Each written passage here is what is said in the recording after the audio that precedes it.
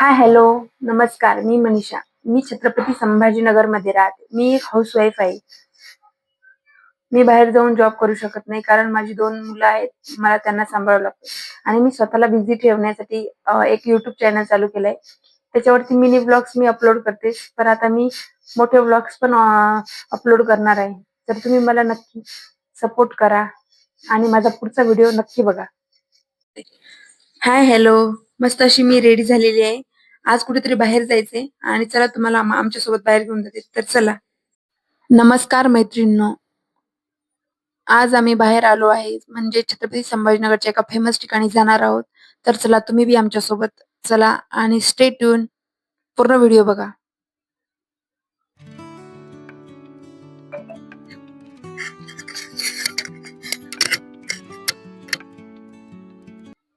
साई टेकडी. साईबाबांचं प्रसिद्ध ठिकाण आहे संभाजीनगर मधलं. साई टेकडीवर इथलं वातावरण, शांत वातावरण, हिरवागार निसर्ग आणि वरून दिसणारं शहराचं दृश्य मनच जिंकून घेतात.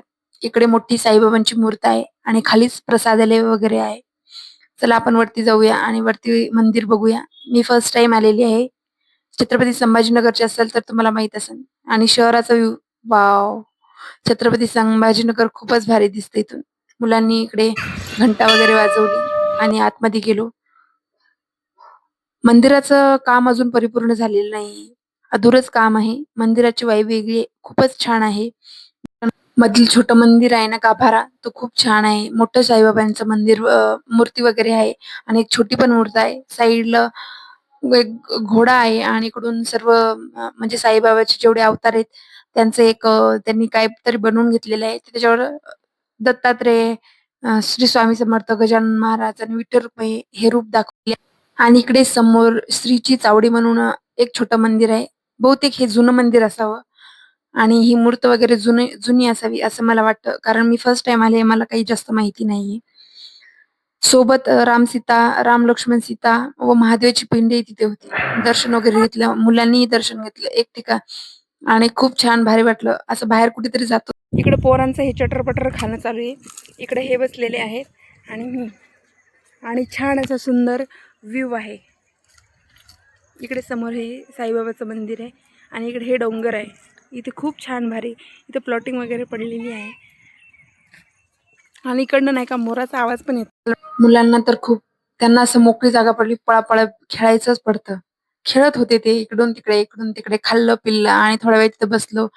फोटो क्लिक केले, व्हिडिओज काढले. साईबाबांचं दर्शन घेतलं, टेकडी फिरलो, मोराचा गोड आवाज ऐकला. खूप सुंदर क्षण कॅमेऱ्यात कैद केले. कुटुंबासोबत वेळ घालवण्यासाठी उत्तम ठिकाण म्हणजे छत्रपती संभाजीनगरची साई टेकडी. इथे तुम्ही छत्रपती संभाजीनगरला येणार असाल तर नक्की ते भेट द्या.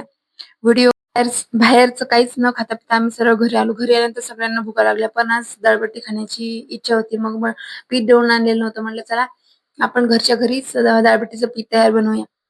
इकडं कुकर वगैरे लावलं आणि आपल्याला जेवढं गव्हाचं पीठ लागतं तेवढं घ्यायचं. थोडं बेसन पीठ घ्यायचं आणि 2 ते 3 मुठी आपल्याला रवा घ्यायचा. त्याच्यामध्ये ओवा, जिरे, हळद, तेल आणि मीठ टाकून छान घट्टसर गोळा करायचा आणि अशी पोळी लाटून त्याचे छान छान सगळे गोळे करून घ्यायचे.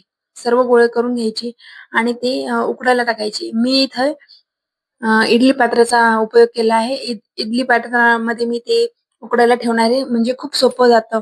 इकडे आपले तयार आहे उकडून छान अशा कापून घ्यायच्या आणि लगेच गरम गरम तेलामध्ये त्याला भाजायला सोडायच्या. मस्त इकडे वरण पण रेडी आहे. मस्त बट्टीला कुस्करून घ्यायचा आणि वरतून वरण टाकायचं. जगातलं सुख म्हणतात ते यालाच. सर्वात भारी. आम्ही घेतो जेवण, तुम्ही घ्या लाईक आणि सबस्क्राईब करून.